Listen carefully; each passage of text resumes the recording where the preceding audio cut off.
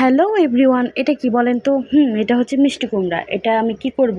এটা ভাজিও করব না, আর এটা হচ্ছে রান্নাও করব না। এটার খোসা দিয়ে আমি আজকে বানাবো একটা রেসিপি। সেটার নাম হচ্ছে খোসা ভর্তা।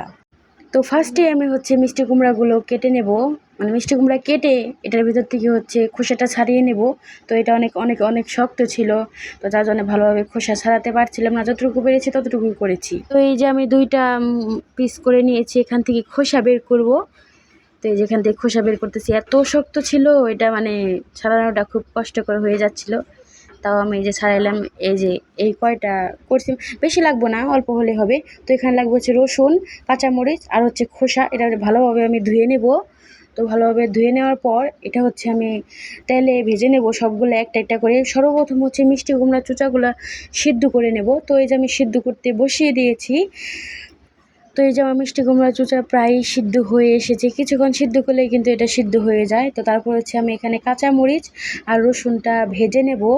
তো সাবধানে কিন্তু ভাজতে হবে, কাঁচামরিচ কিন্তু ফুইটা আপনাদের চোখে যেতে পারে। আর এই যে কাঁচামরিচ আর রসুন একসাথে ভেজে নিচ্ছি। কাঁচামরিচ আর রসুন ভাজার পর তারপরে হচ্ছে আমি এই যে মিষ্টি কুমড়ার খোসাটাও কিন্তু ভেজে নিয়েছি। তো এখন আমি হচ্ছে সুন্দর করে এটা এখানে বাটবো।